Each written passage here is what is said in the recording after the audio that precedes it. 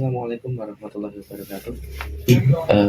Satu kasus yang sering terjadi, yang sering saya jumpai juga dan sering saya dengar dari beberapa rekan. Jadi ini ada klien, dia posisi sedang merenovasi rumah, terus kemudian sudah berjalan sekitar 8 bulan, tapi hasil yang didapat tidak sesuai dengan lama waktu yang dikerjakan. Dia menggunakan tukang 3, tenaga 3, jadi 6 orang powerman total untuk membangun satu rumah 2 lantai ini.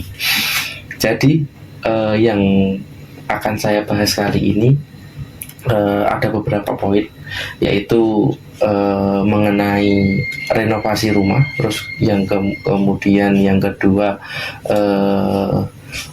pembenaran mengenai desain yang diharapkan dan juga hasil yang didapat, sama yang selanjutnya adalah pentingnya jasa seorang arsitek. Jadi langsung saja kita mulai dari rumah tinggal yang proses pembangunannya lama. Jadi ini rumahnya, terus kemudian posisinya dia bangunan sudah berdiri, atap sudah berdiri, terus beberapa finishing seperti batu alam sudah terinstal, plester aci sudah terinstal, ada beberapa dinding yang belum diaci, belum dihaluskan, pintu-pintu belum terinstal, terus kemudian keramik lantai belum terinstal. Jadi kurang lebih bangunan berdiri ini sudah 50% dari proses keseluruhannya. Tapi dengan kondisi seperti ini, dengan desain yang diharapkan dan juga realisasi pekerjaannya, ada perbedaan 40 sampai 50% dari yang diharapkan. Jadi untuk permulaan, saya komunikasi dengan yang punya rumah, terus kemudian saya lakukan survei dan juga sketch di lapangan untuk mengetahui posisi dan bentuk bangunannya.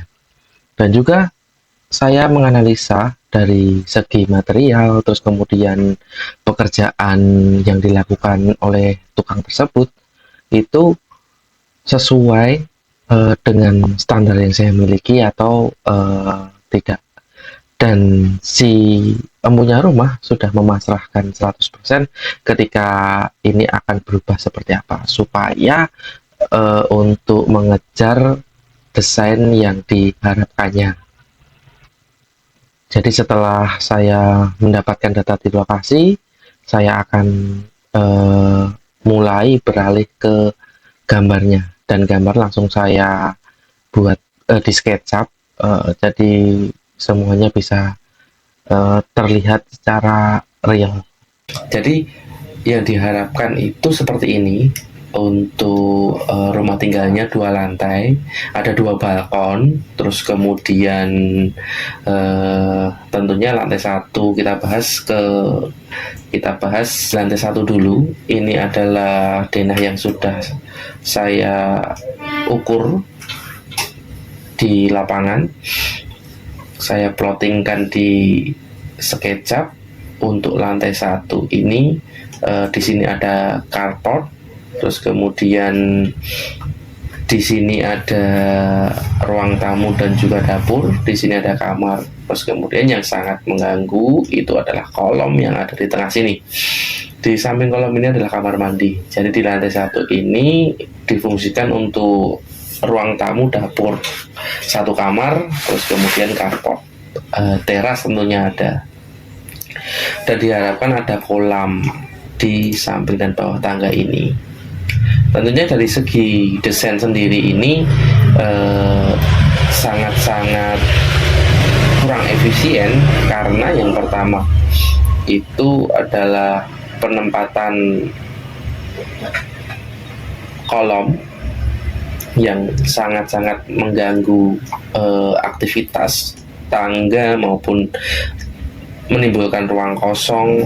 Terus kemudian posisi carport yang ada kolom ini kolom ini sangat mengganggu space untuk parkir, meskipun nanti ini bisa kita akalin, kita instalin rak segala macam, peralatan segala macam di sini, tapi ini sebisa mungkin dihindari karena posisinya untuk parking dengan ukuran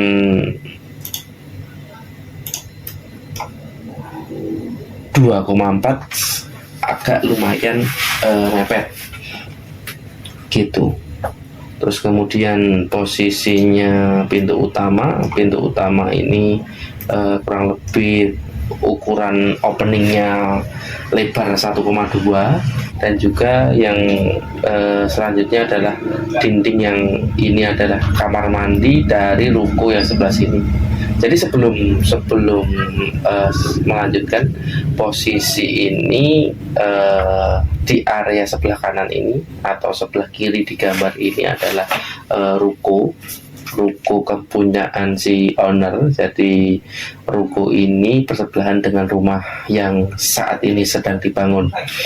Terus kemudian untuk selanjutnya posisi tangga bertabrakan dengan kolom dan hanya memberikan space 1 meter. Ya, sebenarnya space 1 meter untuk tangga ini sih lumayan cukup lah untuk rumah tinggal 2 lantai dengan penghuni 4 orang, 1 keluarga. Ini untuk denah lantai 1, jendela di depan ada 2, agak masuk di belakang garasi ini ada 2. Nah, seperti itu. Untuk pagarnya posisi belum terinstal. Di 8 bulan pekerjaan itu 50% bangunan berdiri, seperti itu. Terus kemudian kita ke lantai 2. Lantai 2 itu di sini kamar mandi, laundry room, terus kemudian ruang tengah dan juga ruang tambahan. Jadi kalau saya lihat dari segi desain ini itu seharusnya area balkon yang sebelah sini itu seharusnya menjadi kamar. Jadi untuk denahnya itu seharusnya area ini itu full kamar, jadi menjadi main bedroom atau kamar utama, bukan seperti ini harusnya.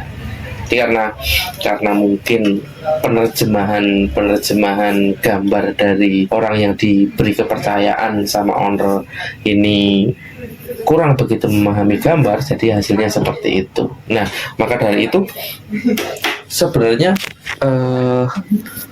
kalau kita nge-hire arsiteknya, kita nge-hire arsitek dalam proses pembangunan karena dapat memberikan bantuan untuk mewujudkan desain yang diharapkan. Jadi kan biasa kalau menurut saya ketika seseorang membangun rumah, dia pasti searching di internet, bisa ke Pinterest, bisa ke Google, bisa ke Instagram dan lain-lain.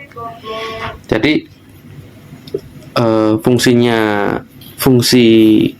arsitek ini adalah menerjemahkan desain ataupun membuat desain, menyempurnakan desain yang diharapkan oleh owner, menerapkan desain ke lahan yang dipunyai si owner.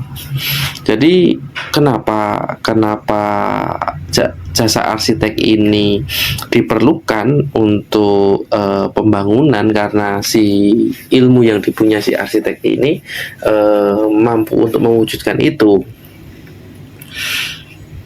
membuat desain yang baik dan fungsional memiliki visi dan analisis yang mendalam tentang desain rumah. Itu keahlian arsitek.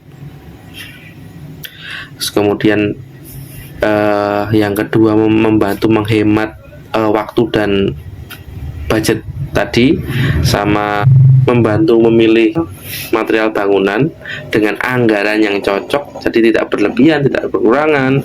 Jadi kalau kita lihat tadi desain yang ada di sini, itu material yang digunakan itu adalah ukiran. Ukiran yang ada di tengah ini kita bisa menggunakan batu alam. Jadi bukan batu alam, jatuhnya semen cetakan. Sekarang udah banyak banget yang model ukiran seperti ini. Terus kemudian pewarnaan dinding, pengecatan, finishing.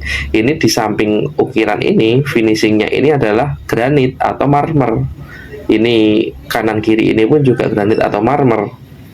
Jadi posisinya itu tepat, meskipun lahan berapapun, ketika si owner udah punya desain, terus kemudian udah punya lahan,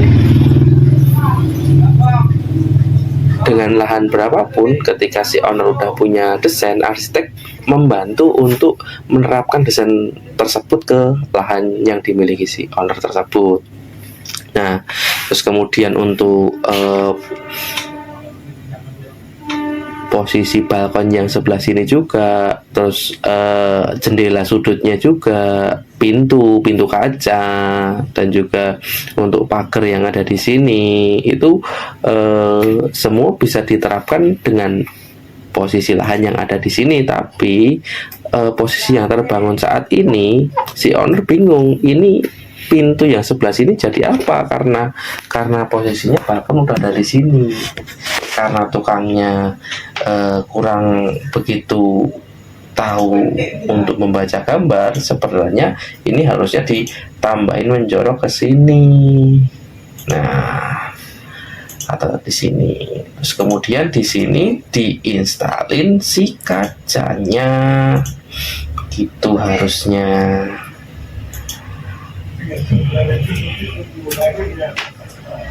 Nah, kalau semisal dari awal sudah menggunakan jasa arsitek, itu kemungkinan untuk terjadi kesalahan itu sangat minim, karena sebelum dimulai pekerjaan pasti dilakukan pengukuran, pemboblangan segala macam, dan fungsi ruangan-ruangan sudah jelas semua, material-material bangunan pun sudah jelas semua, kecuali kalau owner ada request di pertengahan jalan, dan itu pasti bisa disesuaikan. Dan untuk jendela sudut itu terlalu tinggi, harusnya lebih ke bawah, mungkin dari lantai naik 20 cm aja. Posisi untuk saat ini terinstal di lapangan itu posisi jendela ini 80 cm. Jadi untuk kemaksimalan posisi bangunan yang terbangun sekarang dengan desain yang ada ini, itu 50% missnya gitu, hampir separuh, karena di sini ada atap yang tinggi juga.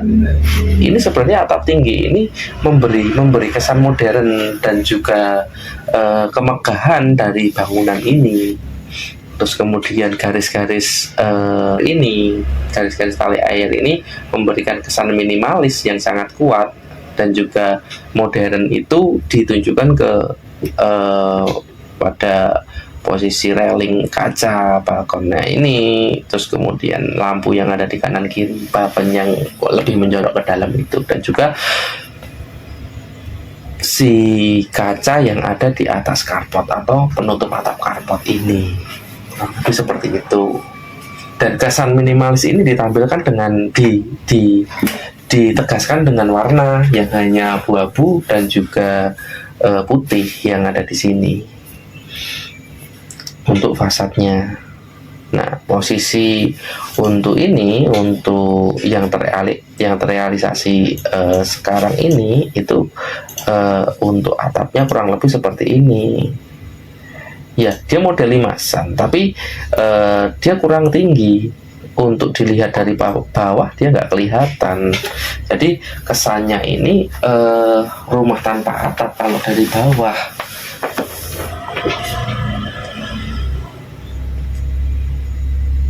Di kondisi lapangan di dalam pun juga plesteran dan acian pun sama sekonongan juga kurang rapi.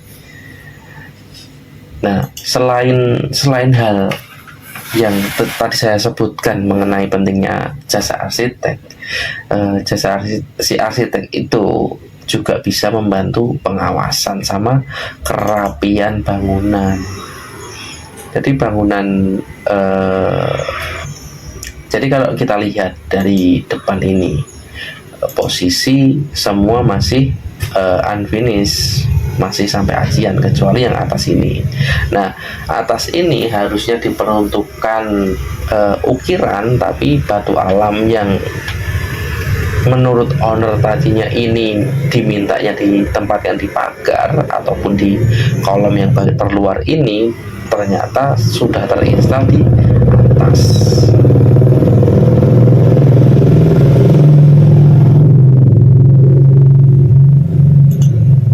Nah, kurang lebihnya bangunannya seperti ini. Jadi apakah bisa ini kita rombak sesuai ataupun mendekati ke 70% sampai 80%, mungkin 90% atau mungkin 120%, maksudnya 120% kita rombak sekalian. Jadi untuk memperbaiki rumah yang sudah jadi ini, saya membuat mengajukan desain seperti ini. Meskipun bedanya agak lumayan, tapi ini lebih mendekati. Paling nanti tinggal railing 2 ini saya ganti dengan railing kaca. Dan juga owner sudah 8 bulan melakukan pekerjaan dengan hasil seperti itu.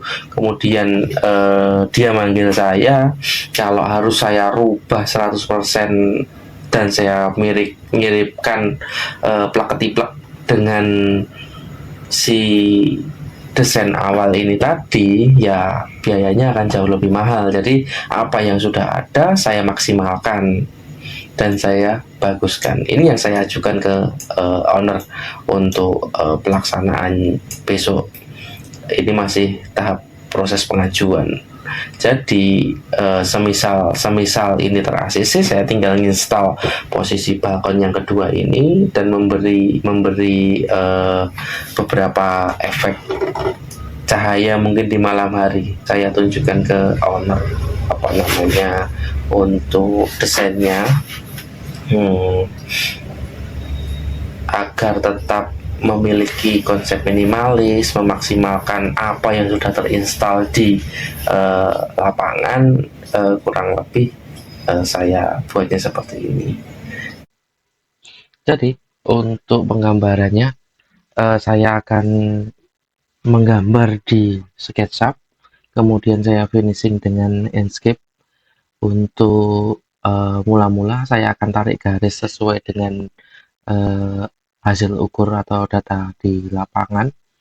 Terus ketika sudah mendapatkan media dasarnya, akan saya lanjutkan finishing ataupun pewarnaan segala macamnya berdampingan dengan Enscape. Untuk proses penggambaran ini silahkan dinikmati.